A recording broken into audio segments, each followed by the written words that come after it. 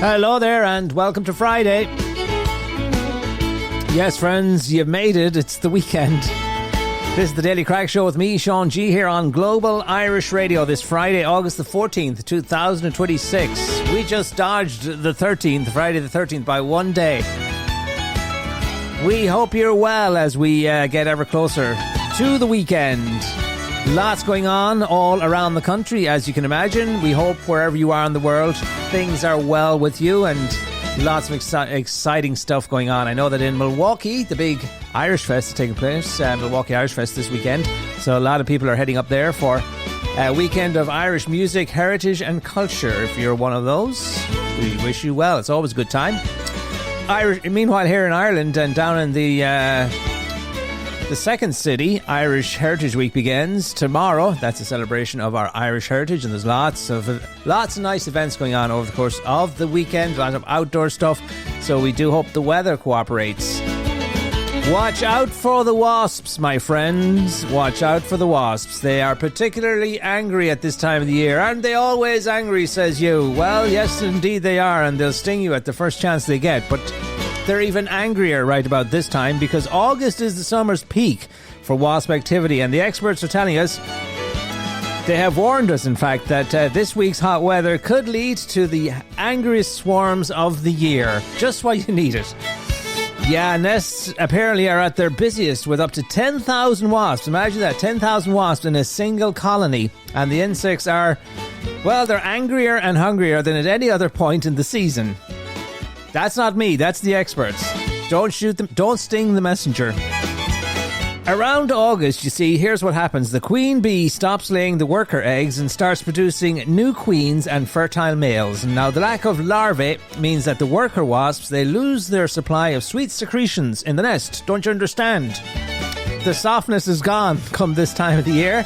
And because of this, they have to hunt down their own sugary food outside. Something like your, your apple pie or your lemonade or whatever it is you're having, whatever it is you're consuming, particularly on those outdoor patios and the beer gardens and stuff. And you notice, I've always noticed that, particularly at this time of the year. And I never understood why, but now I know. So there you go. I'd be sitting outside Starbucks in the month of August and, you'd be pestered with these yellowbacks, as they call them, the wasps. And that's the reason why. They have to get up and work. No more softness in the nest. They have to go out and fend for themselves. So, that's not a good combination. Angry, not a great combination at all. Angry and hungry. What do they call it? Hangry, I think is what they call it. And so that's what's going on with the wasps. You have been warned, friends. We hope you're well this Friday. studio@gir.ie if you ever feel the need to reach out to us. Let us know that you got stung by a bee, or you'd like to hear some music, or you just want to say hello or wish some friends of yours well. We want to say a belated happy Left-Handers Day to Mary Ellen Fitzpatrick, our pal out there in the city of Philadelphia. That was yesterday. We weren't on the air yesterday. We're on the air Monday, Wednesdays and Fridays. So there you go. Belated happy Left-Handed Day to you, Mary Ellen. Mary Ellen is left-handed but right-minded. Is there any better way to be? And if you're left-handed, we wish you a belated happy Left-Handers Day too. So there you go. All righty, welcome along with you for the hour. It's the Daily Crack Show with me, Sean G. And check out thedailycrack.com for all that you need to know in terms of the latest crack from Ireland. We have links to the daily newspapers, the headlines. You can see them for yourself, friends. Also, you can listen to what it says in the papers, and you can also do a deep dive and go behind the headlines. We've got links to all of that, as I say, at thedailycrack.com. And if you can't listen, if you can't stay with us for the hour, well, you can catch the program anytime at thedailycrack.com. So there you go. That's what's in store. Come on in, have a look around. If you're a first-time visitor, well, welcome. Come on in. If you're a returning guest, come on in. In fact, Margaret's here making the tea as we speak. She is entertaining today. The English cousins are here. So that's what's going on this Friday. So anyway, wherever you are, we hope you're well. We hope you're staying cool. Certain parts of the world, I've seen the UK actually. And I want to say, nothing to do with us. Nothing to do with us. England is burning. It's very, very hot over there. And they've had a lot of, they're actually having wildfires. I think the temperature was something like 38 degrees yesterday. And I say, when did you see that before? But anyways, extreme heat. And if you look around different parts of London, with the exception of rich people's gardens, It's brown. It's all the grass is dead. It's, you know, it's no water. So there you go. But anyway, as regards the fires, nothing to do with us here in Ireland. No. That's all in the past. We did not set those fires. But I have to say, the people who are visiting, they're tremendously enjoying the Irish weather, and you don't get to hear that very often.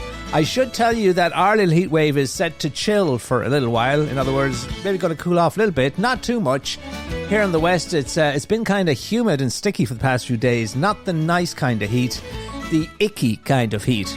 Anyway, after days of sweltering and, as I say, humid heat, our national forecaster is telling us at least, that the coming days will bring more clear skies and sunshine, but not the intense humidity that we've been experiencing for the past few days. It's going to be fresher conditions both tomorrow and Sunday, and the good news is it looks mainly dry. Not good news for some people, because some people are actually looking forward to rain. Certain parts of the country, they've had it way hotter and way drier than us. In fact, you'll know that earlier this week, Met Éireann issued a heat warning for all of Leinster and Tipperary.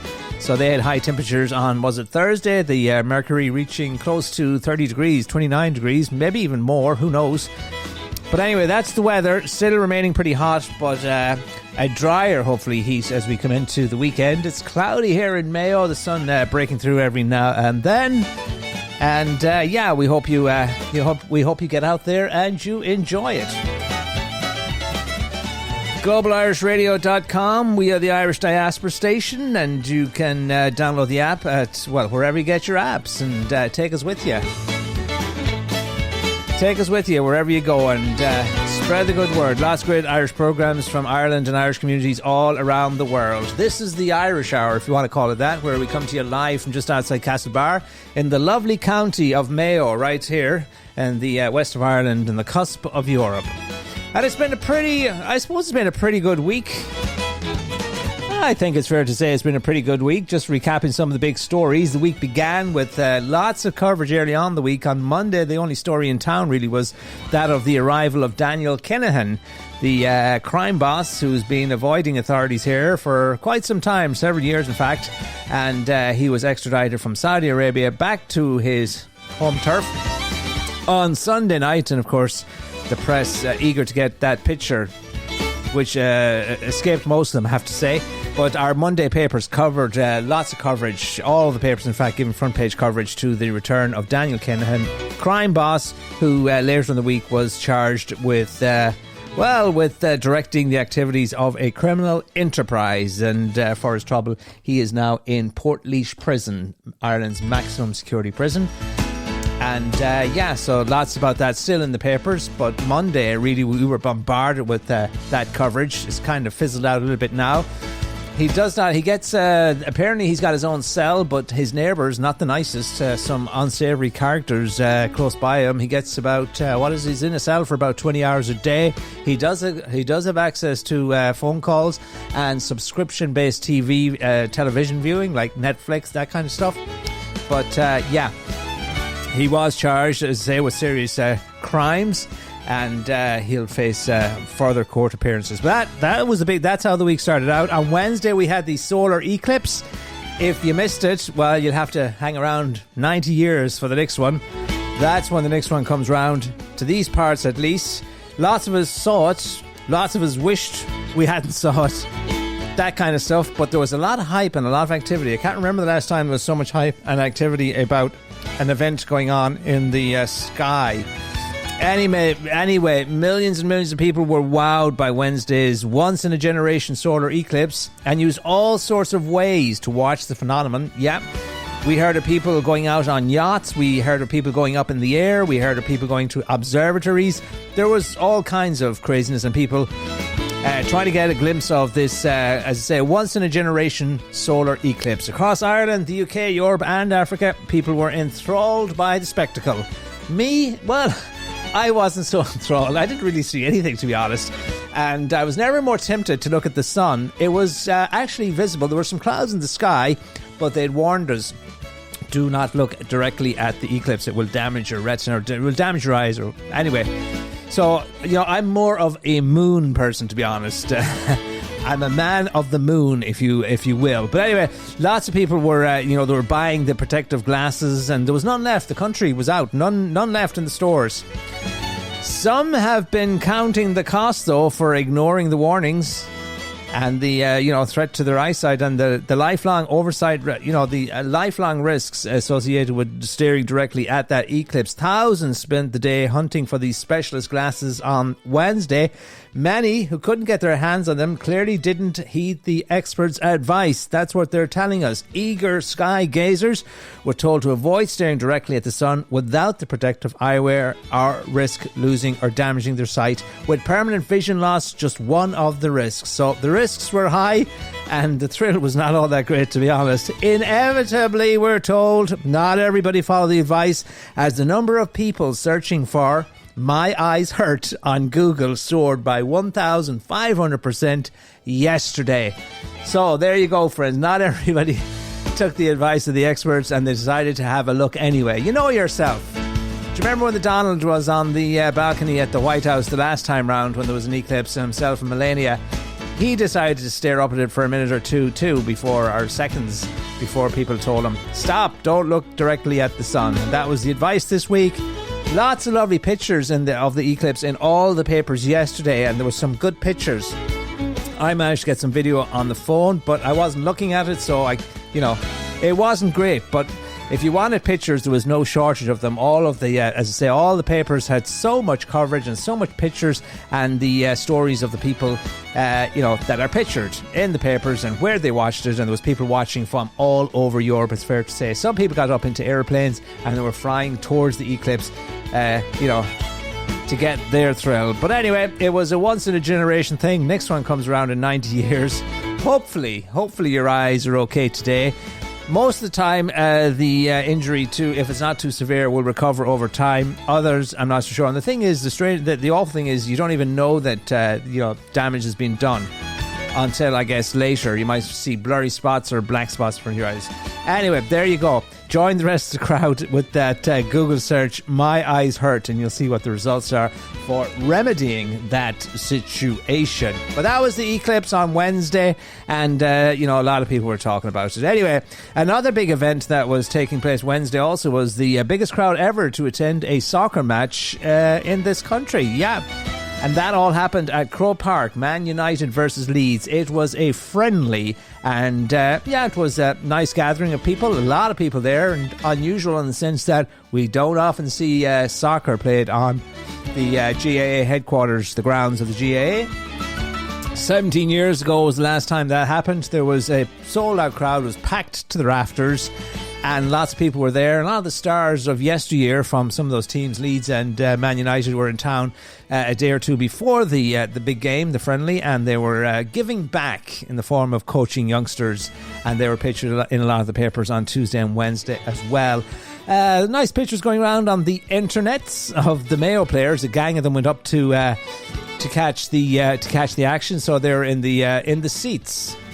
And many of those players, well, a bunch of them pictured in some nice pictures, as I say, and they were there themselves less than 2 weeks ago when they reached the pinnacle of success in Gaelic football.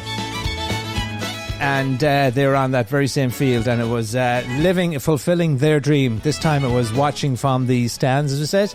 And and speaking of the Mayo footballers, they reached another summit this past week as well, because they went to the top of Croke Park. Was it this week or last week? Tuesday, maybe this week, maybe last week.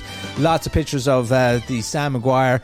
And fitting, I suppose, given that Reek Sunday fell on the same day as the All-Ireland football final. That was an omen that, a good omen, as it turns out, because last time Mayo won the Sam Maguire 1951, all those 75 years ago, it was always it was also Reek Sunday. So there you go. We've seen lots of pictures of the lads making their way up Croagh Patrick, and people who were on the mountain when they made their way up were getting pictures as well. But Andy Moran took a bunch of the players, himself and Sam Maguire, to the top of the mountain, Croagh Patrick, here in Mayo. Elsewhere, Kobe, lots of coverage on Kobe as he makes that move to Melbourne in Australia for the Australian rules. He is getting used to the oval ball. He'd be more used to the Gaelic football ball. Does that make sense? The Gaelic football ball. Anyway, he's getting used to the oval ball that they use in the Australian rules, and there's lots of coverage. I found out more. We know more about Kobe since he moved to Australia, I think, than when he was playing for Mayo here. They've been doing lots of publicity, and lots of stuff have been released on social media, and we've really got to know him, I think, since he made the move down under, and he seems to be liking it so far. And as I say, lots of stuff on social media, but the story today is that he's getting used to the oval shaped ball. It's like a rugby ball. Anyway, what else have we got for you? Oh yeah, today as we come into the weekend, it's good news because there was another sporting success story. Yesterday, gold and silver for Ireland at the European Championships. Mark English and Rashida Adeleke, yeah. Glittering gold and sparkling silver, says the headline of today's Irish Independent, on what was a historic night for Irish sport. That's the headline above a picture of the two, Mark English and Rashida Adeleke. And the Irish Daily Star calls them Euro stars, and they are stars. And it was a spectacular night. It was a night to remember for the Irish in athletics. Birmingham. I used to live in Birmingham way back in the day. And Mark English won gold and Rashida Adeleke silver in an incredible 20 minutes of European Championship action. The Irish Sport, or Irish Daily, not the Irish Daily Mail, the Irish Star is telling us today. 33-year-old English became the first Irishman in history to win a gold medal at the European Championships, surging past Croatia's Marino Bludic to win the 800 metre in a time of 1.45.26. And then, of course, minutes later, the Tallaght sprinter Adeleke grabbed silver in the women's 200 metres. So there you go. It was a wonderful night and a wonderful end to the week in terms of sport. And sport, as we know, and as you know, and as Luke O'Neill knows, is a wonderful thing. It can lift a nation. So a nice finish to the week. That rounded out the weekend, as you know, and as you can imagine, there is a lot of coverage of both of those two stars in all of our papers today. I think it's front page news for all of the papers. You can, of course, check that yourself at thedailycrack.com, where we link you directly to the big stories and the front pages, the headlines, the actual headlines, pictures of the papers. So there you go. GlobalIrishRadio.com. Great programs coming your way this Friday here on the platform. We hope you stick around after this program. We have at 5 o'clock Irish time the Crack Radio Show from Philadelphia, the city of Philadelphia. Sean Timmins brings you 2 hours and new Irish music and more contemporary Irish music, I should say. Check that one out. The Raggle Taggle returns tonight, and it's Friday night, so we go down under to Sydney, Australia for the Ireland Calling radio program. Great program from that part of the world where there are so many Irish people these days, including Kobe, who's over there in Melbourne, just a stone's throw away. But anyway, there you go. And of course, Tom is back tonight with Tom's Irish Radio Show, live from Chicago studio, or Tom at GIR.ie if you want to get your requests in there. And there's more great programs coming over the course of the weekend, which we will share with you as well. Okay. Rightio then, it's the Daily Crack with me, Sean G, here on Global Irish Radio. And if you don't catch it live, as I say, you can go to dailycrack.com, where you'll find all previous episodes. I see that the FAI has become the latest football association to withdraw its support for the embattled FIFA president Gianni Infantino's re-election campaign. So, following their board meeting, the FAI, which publicly backed Infantino for re-election earlier this year, has now opted to rescind their backing of Infantino. So, I don't know. I don't think it's looking too good for him. He's got a lot of support in African nations and places like that. But it sounds like, the writing might be on the wall for him. We will just have to wait and see. Want to tell you about a new and exciting program that we have just launched here on Global Irish Radio as well. For the rebel in you. Do you like the old rebel music? The songs of our history, the songs of a generation, songs of a revolution, really.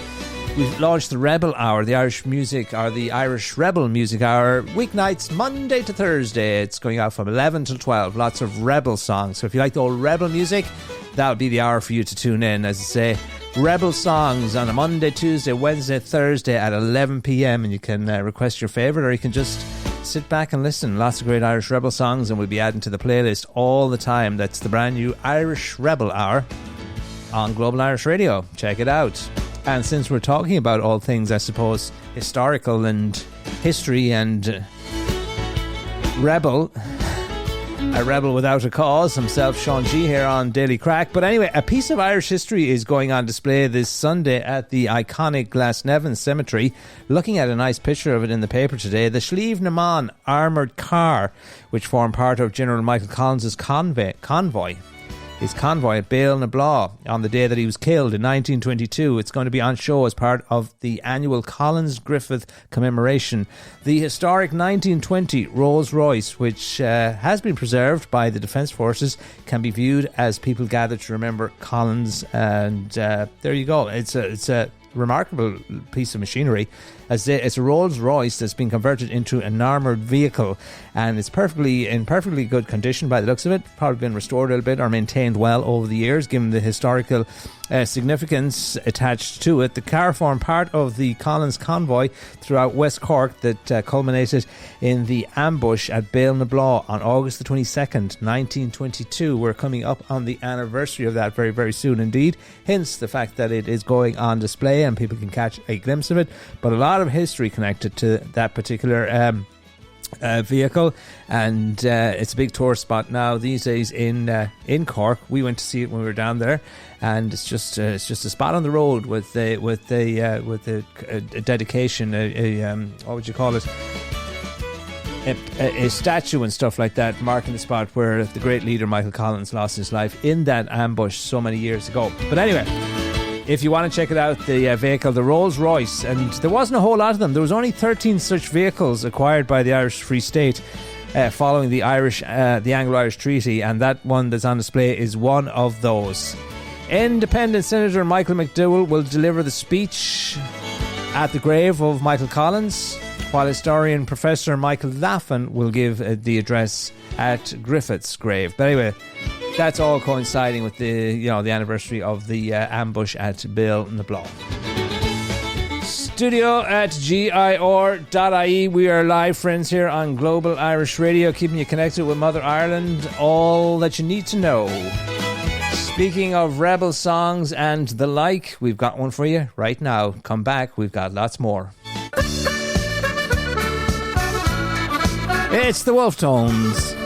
Oh, the empire is finished, now foreign lands to seize. So the greedy eye of England is turning towards the seas.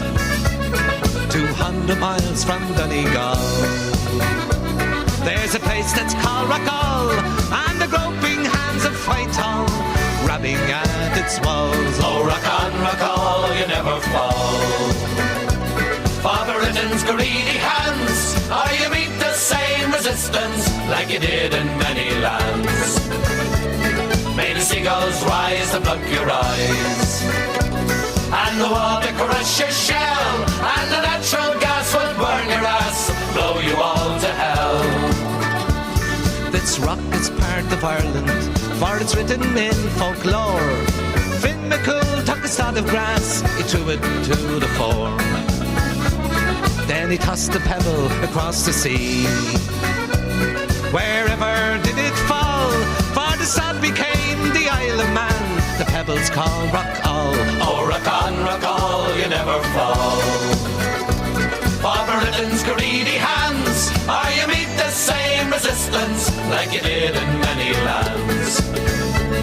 May the seagulls rise to pluck your eyes, and the water crush your shell, and the natural gas will burn your ass and blow you all to hell. Oh, the seas will not be silent while Britannia grabs the waves. Remember that the Irish will no longer be your slaves. Remember that Britannia well, she rules the waves no more.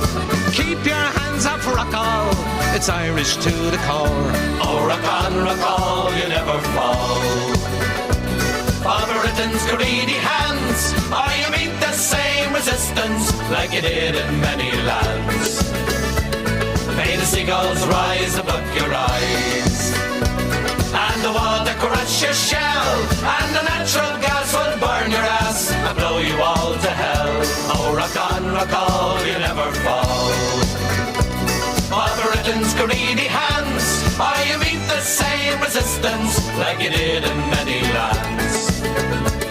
May the seagulls rise above your eyes, and the water caress your shell, and the natural gas will burn your ass, blow you all to hell.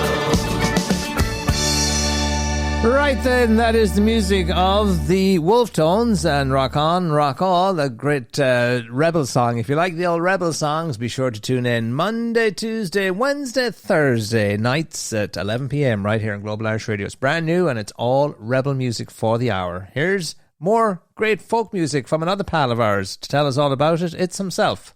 Hello, all you Global Irish Radio listeners out there, wherever you may be. It's myself, Finbar, here in beautiful northern Colorado, inviting you along to the Reigal Teigal Celtic Folk Show, streaming here live every Monday and Friday evening at 10 p.m. Irish time, where you're guaranteed to hear some rare old recordings from the old country and beyond. And it's all here on globalirishradio.com, the home of the Reigal Teigal.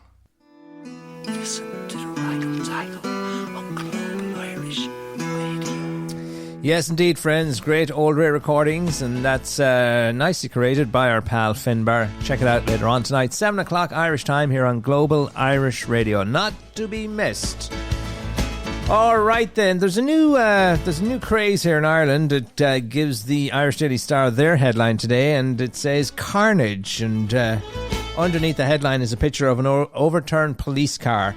What's this new craze, you're asking? Well, it's a TikTok craze, apparently. Young teens. Crazy stuff. This is the world we live in. Young teens, as young as 15 and 16-year-olds.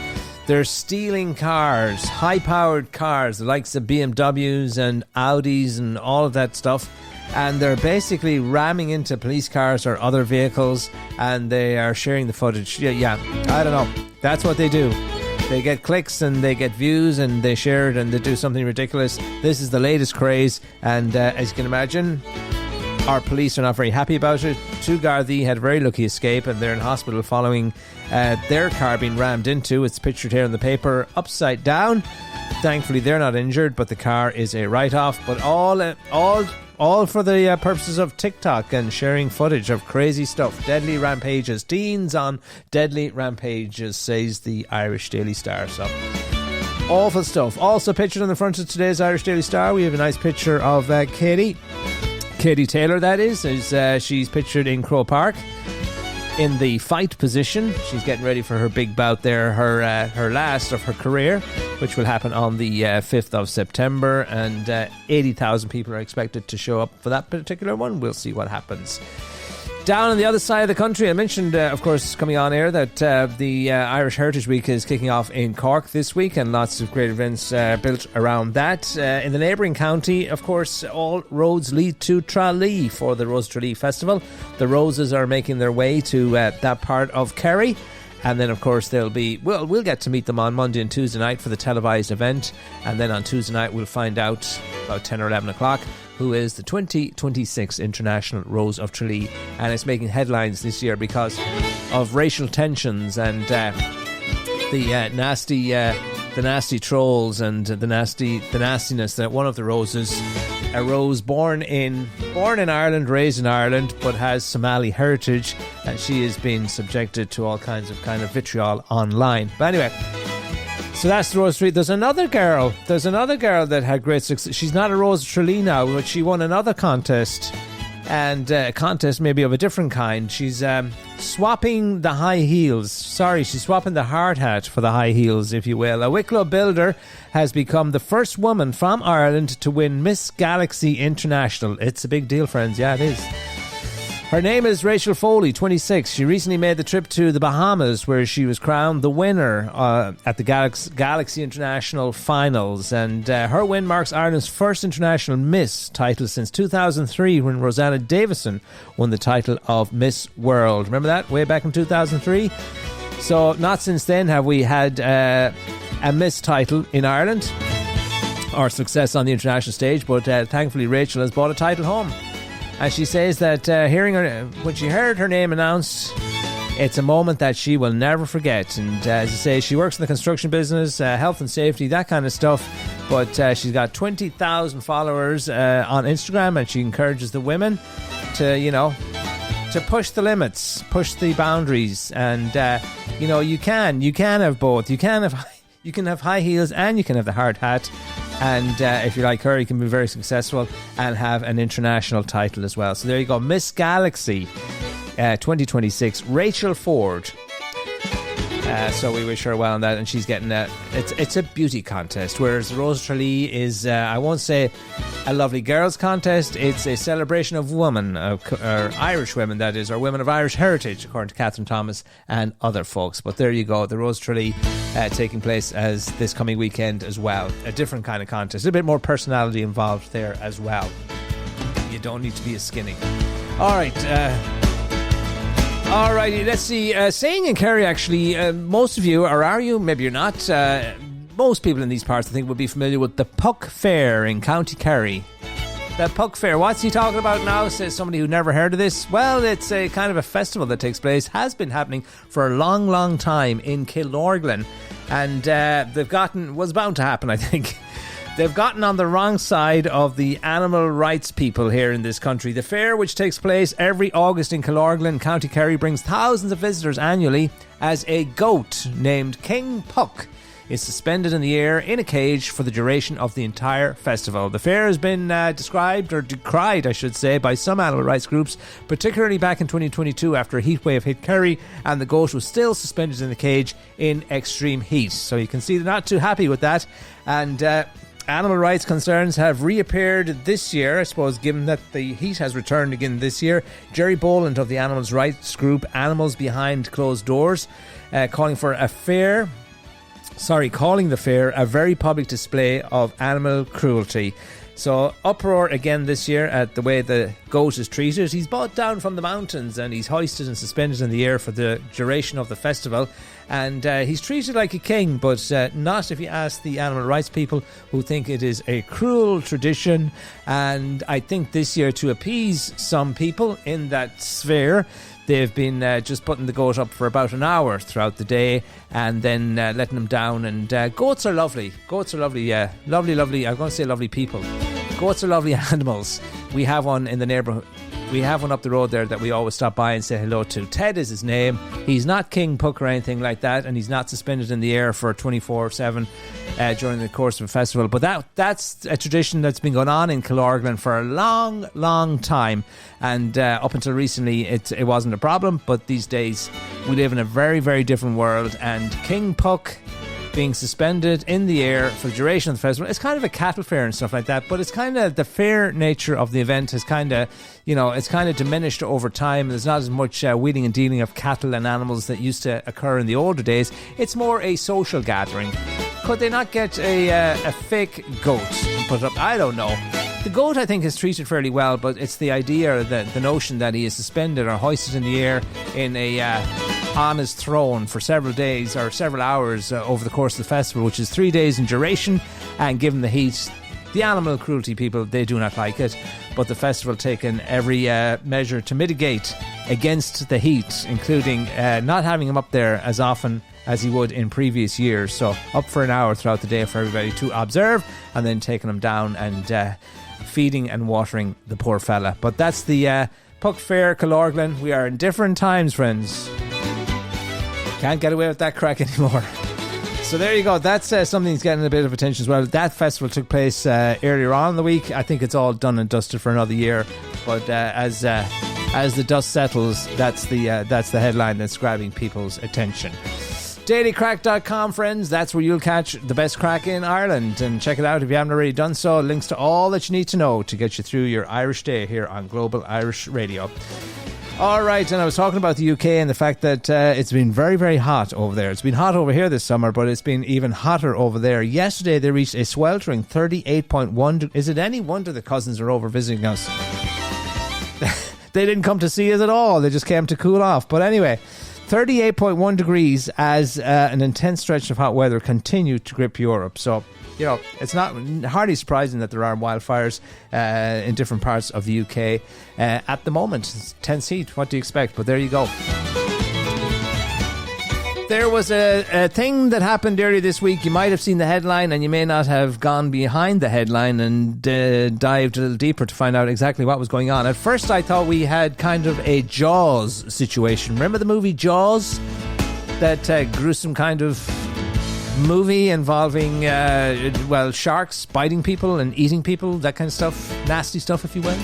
Well, a Waterford fisherman is recovering after suffering a serious shark bite to the lower leg aboard a small fishing vessel off Ardmore, prompting a coordinated rescue involving Rescue 117, that's the chopper, and 2 lifeboat crews. They rushed to help the poor fella out. His name is Sebastian, and, it's not quite... on the face of it, it sounds like, it sounds like the sequel to Jaws, doesn't it? Man getting bit by a shark. But it turns out not quite what you might think, and no need to be alarmed if you're afraid to get into the waters off the coast of Ireland. Apparently, these, and I mentioned it before in Achill, the sharks in this country, they're friendly little fellas, but they're not to be messed with, and typically they'll run away from you. Again, disclaimer, don't take my word for it, but the reality, the experts, the so-called experts, tell us that these blue sharks, that they won't go near, they won't bite you or they won't attack you. They'll be scared off by you in most instances. But what was happening in this instance was a little bit different. The guy was out fishing for shark, and he brought him aboard, and this happened either getting him into the boat or in the boat.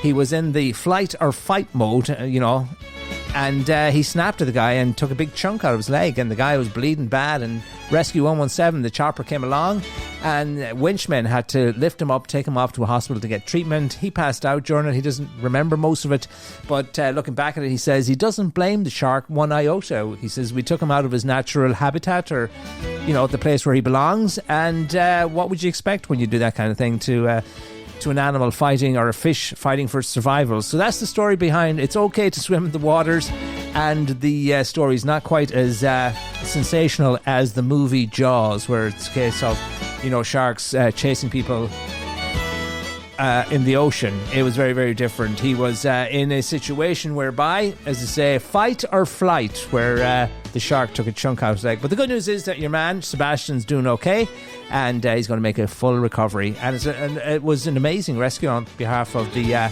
crew on the Rescue 117 and all involved there. Got him to where he needed to be. I think it was about 30 miles off the coast when it all happened. And, the emergency plan went into operation pretty swiftly, and they had to get him to a treatment centre fairly quickly. He was losing blood fast, but it all worked out well. And what they were doing is, I think they were tagging the shark for scientific purposes, and the lad that bit him, well, he didn't get tagged. They threw him back into water, or let him go. And as I say, no animosity between Sebastian and the shark. So there you go. That's our Jaws story this Friday. Now the latest figures, the listenership. People do listen to the radio here in this country, and the latest numbers have been released this week as well. So I want to tell you a little bit about that. And there was, as you know, a by-election over in the UK, wasn't there? And but before that, Electric Picnic. We're talking about all these festivals and all these outdoor things that's happening. And still to come for this year is, of course, very soon. The Ploughing Championship's probably the last one of the summer, where all the farmers, well, more than the farmers, it's kind of, again, a social gathering, but there's ploughing and farming stuff very much geared towards the farmers. That takes place in September, I think, the last big festival of the year. But before that, towards the end of the month, the Electric Picnic is taking place, and that's a big, big deal. Stradbally, County Laois. You'll recall last year that within 24 hours of the tickets going on sale, they were sold out within days of last year's festival wrapping up. So lots of people go to this, and lots of people looking forward to going to it this year. Lots of people trying to get their hands on tickets to it, but buyer beware. People trying to get their hands on the coveted Electric Picnic tickets are being reminded to exercise extreme caution in case they fall victim to a scam. There are lots of scams involving the tickets to the Electric Picnic, as there usually are to all events, really. But with just 2 weeks to go, festival goers are, they'll be warned to watch out. And one guy is showing tickets that he purchased online, but there are always usually red flags. So if you're smart about it and you keep your guard up, you probably won't get scammed. But some people, heart over head, and they really want the tickets so badly that they kind of ignore the warning signs and stuff. But the warning is, watch out, there are loads of scams and lots of people trying to flog these false, fake, scam tickets to Electric Picnic. So watch out for that one. As I say, it's the Electric Picnic and it's coming up towards the end of August. Always a big deal, always a big event. Now, over yonder to the United Kingdom, a little bit of news there. Nigel Farage has won the Clacton by-election after facing a bizarre field of 34 candidates, including comedy politician Count Benface. Count Benface was his main competition, and you recall that the reason why they were having the by-election in the first place was because, Nigel Farage was found to have taken a sum of $5 million and other payments or gifts that he hadn't declared to the House of Commons, and he was in a bit of hot water.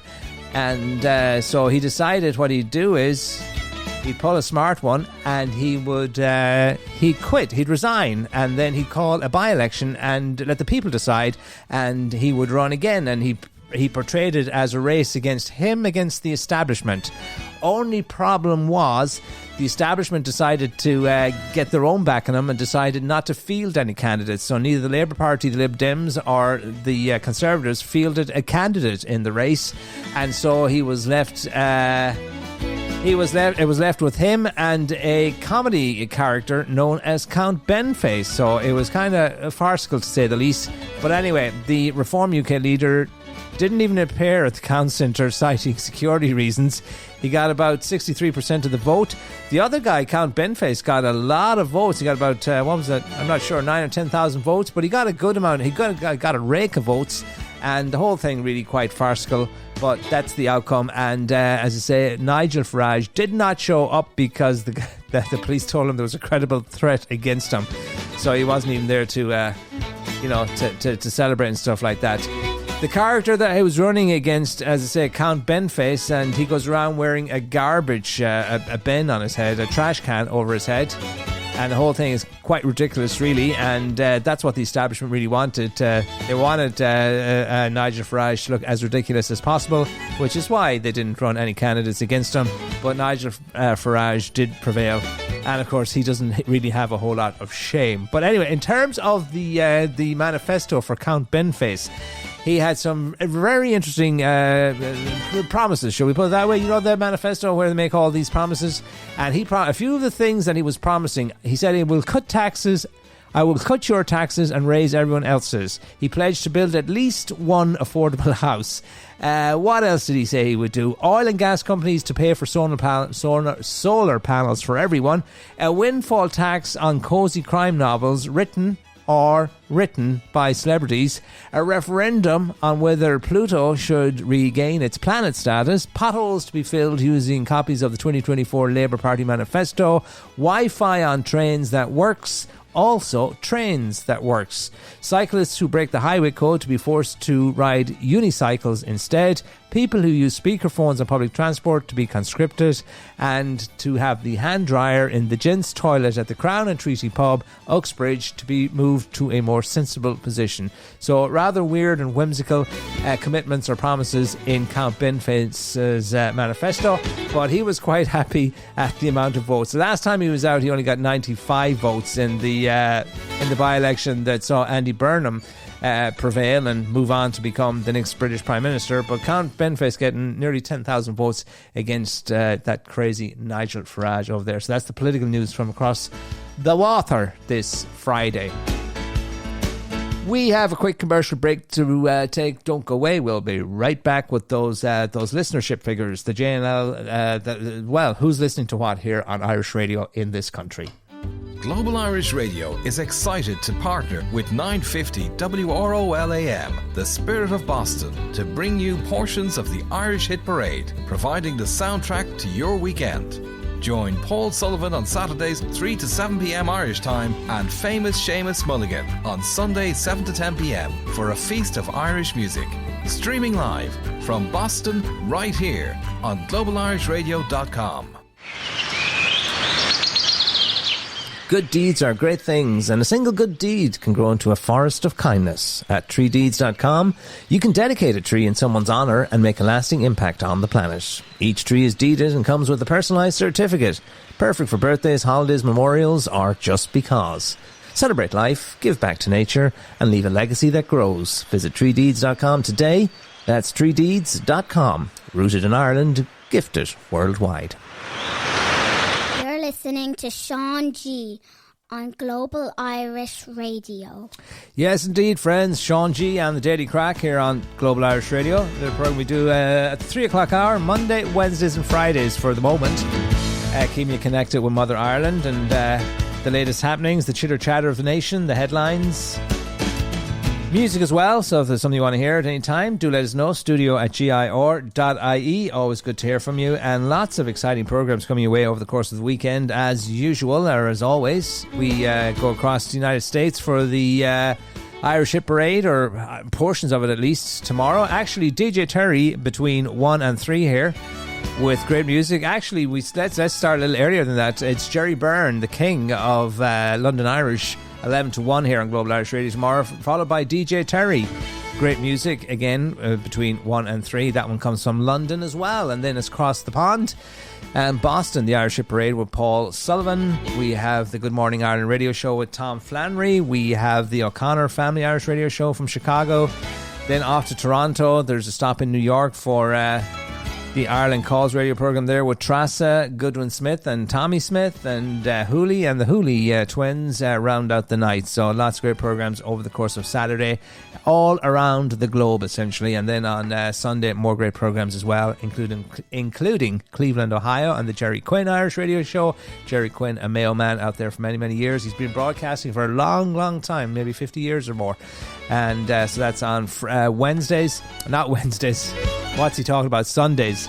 And then also more great music on Boston on Sunday evening as well. So check it all out at globalir.radio.com. The wonderful thing is people do listen to radio still, and the numbers for the latest JNLR figures show that, well, there's been mostly good news for RTE, I have to tell you, with the exception of one programme, which is Liveline, and they've been shedding a lot of listeners. Kieran Cudahy began presenting the iconic programme in November after taking over from veteran broadcaster Joe Duffy. So maybe he hasn't found his feet yet.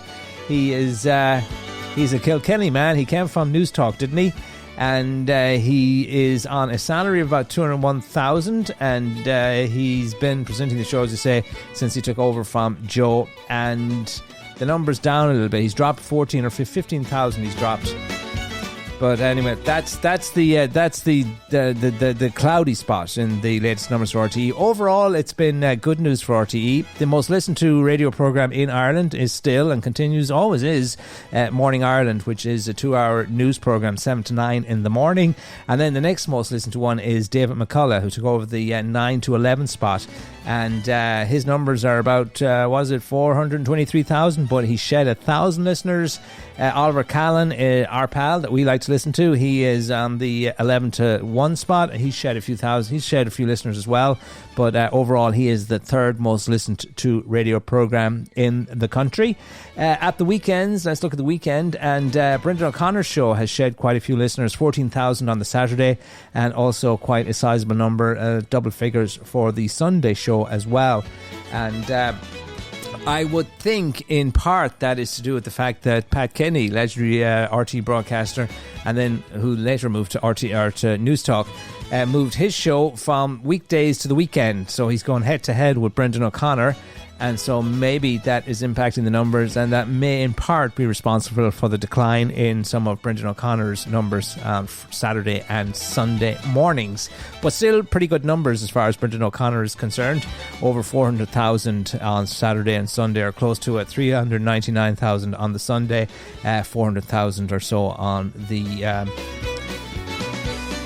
Saturday. So there you go. Continues to be very popular and well listened to. Claire Byrne is the number one presenter, or the number one programme on News Talk. And what else can we tell you? On Today FM, Matt Cooper has increased his listenership to about 295,000. So those are the latest numbers. And say it's all mostly all of the top 10 most listened to programs are on RTE. The only dark spot for RTE is that transition there at Liveline.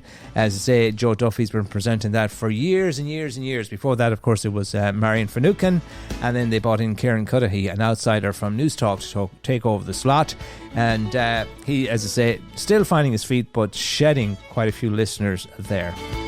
Those friends, and it's good news as well for our local radio station here in Mayo. I see that Midwest have been announcing that their listenership is up, and they're very satisfied with the latest results. Of course, the reporting period doesn't include the period that covers the All-Ireland football final. So in the next report, there should be a huge surge there as well. They had a lot of listeners tuning in, not just from here in the west of Ireland, but all around the globe. So I'm not sure if that's factored into the listenership figures or not.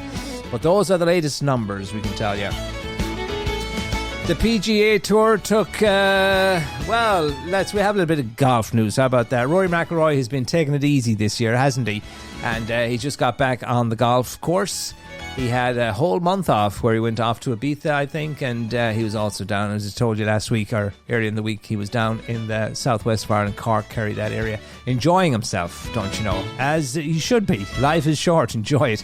Anyway, the PGA Tour, they look likely to let Rory McIlroy off the hook for breaking a major requirement ahead of next season. And Rory McIlroy returned to action at the first round of the FedEx St. Jude Championship in Memphis, Tennessee yesterday, carding a 4-over par round of 74. That was the second worst round of the day. Meanwhile, Shane Lowry carded a 69 to go on. He was on -1 under, and 4 shots off the 5-way tie. What did Rory McIlroy do that they're not happy about, but they're going to let him off the hook? Well, as you know, he's been taking a lot of time off, and he has a reduced schedule this year, and he's kind of been picking and choosing where he plays, a pattern that he's adopted after winning his first Masters last year. So taking it easy and being choosy, and why not? You know, he's accomplished everything he needs to accomplish, so he thought he'd take it a little bit easier. Anyway, the season, or should I say, the extra time off means he won't be hitting the required number of starts to keep his tour card. The PGA states that each golfer must make 15 starts throughout the season to keep his card. And with the St. Jude Championship being only his 12th start of the season, even if he plays all 3 FedEx Cup playoff events, he won't make the necessary 15. But the expectation is they're not going to penalise him for that. They're going to let him away with it. They will overlook it. It's Rory after all. So there you go, a little bit of golf news for you. Coming into the weekend. But he's back. His holidays are over. He's back on the golf course. And watch out for more great things to come from Rory McIlroy, and indeed Shane Lowry as well. The batteries are recharged. They had a nice time. Lots of pictures of them enjoying themselves, particularly when they were here in Ireland, down in the southwest. Good time. They golfed together and they vacationed together. They were good pals. Nice to see. Alrighty, and before we go, of course, the other big story this week was that a lot of people poking fun at the Donald as well because of that whole thing with the switching of planes. That's getting a lot of coverage on media over here and indeed around the world, the UK and America, and comedy shows and everywhere you look, online, social media. He is the butt of a lot of jokes, but recent analysis has found... This is new. This is not jokes. This is real now. Recent analysis has found Trump talks more about Iran than he does about the economy or immigration. Now, you see, I thought he would talk more about himself than any of those things. But it turns out Iran is the thing the analysts are saying, and the commentators or the pundits, the people that know Iran is the thing he talks most about, which, you know, probably from an American perspective, they want to hear him talking about the economy, don't they? Because of the affordability crisis, and he was going to fix that kind of stuff. But anyway, the switching of planes incident, some people say a perfect metaphor for his presidency. Himself first. And we thought it was going to be America first. But anyway, himself first. And then, of course, all the deception and lies that went with it. Amazing how, you know, much again like the presidency, that's what people are saying. And then, of course, the press completely oblivious to what's really going on and on the plane, the decoy plane, not even knowing about it.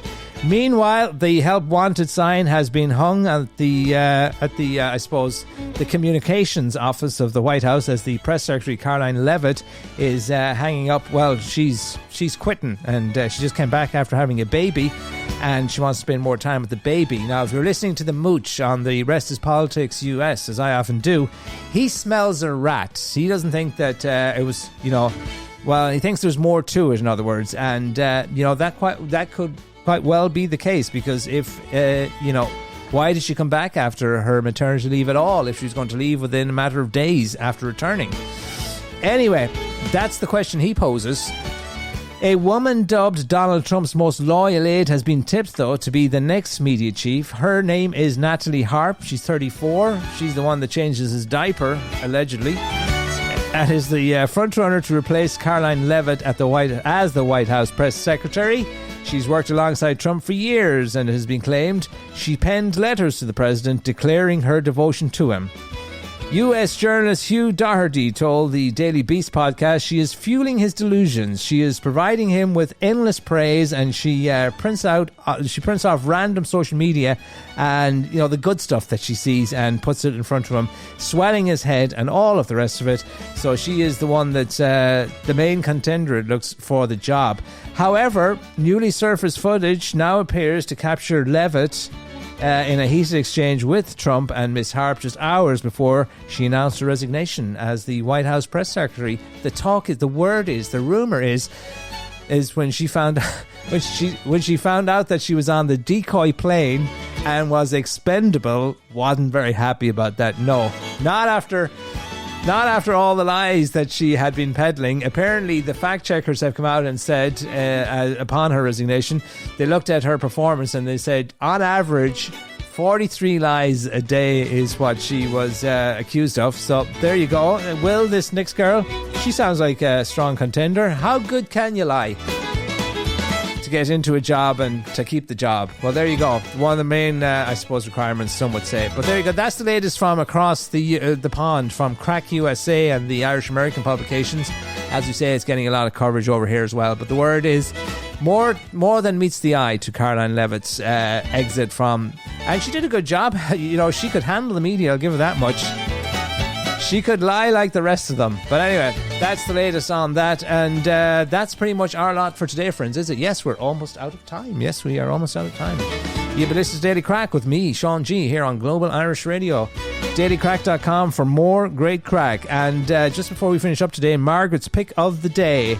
Keep your friends close for a health fit. That's what you need to stay healthy, according to Margaret. Well, not according to Margaret, but according to a piece that she found in the papers today. Friends really are good for our mental and physical health, according to new research.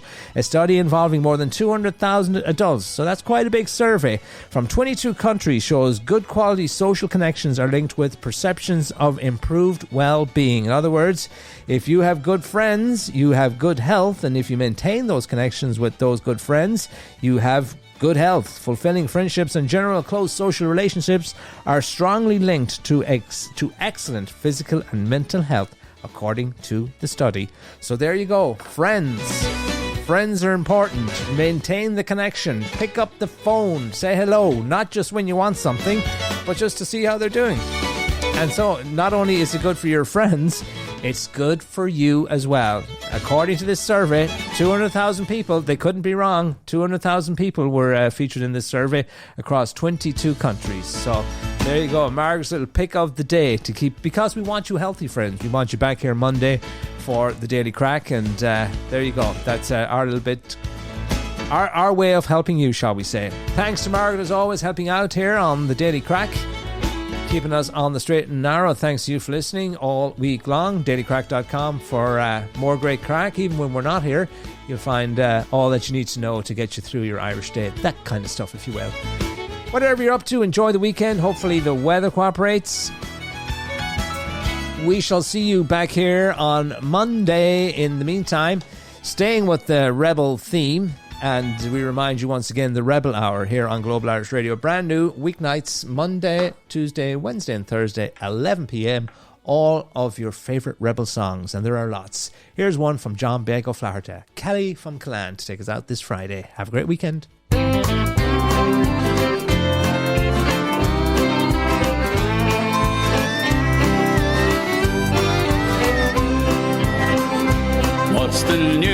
What's the news, oh me bold Shalmalir, with your long-barreled gun from the sea? Say what wind from the south brings his messenger here, with the hem of the dawn for the free? Goodly news, do I bring you the forth? Goodly news shall you hear, Bargy man. For the boys march at dawn from the south to the north, led by Kelly, the boy from Clan. Tell me who's that giant with the gold curling hair, he who rides at the head of your band? 7 feet is his height, with some inches to spare, and he looks like a king in command. Me boys, that's the pride of the bold Shalmaliers, our greatest of heroes a man. Fling your beavers aloft and give 3 ringing cheers for John Kenny, the boy from Callan.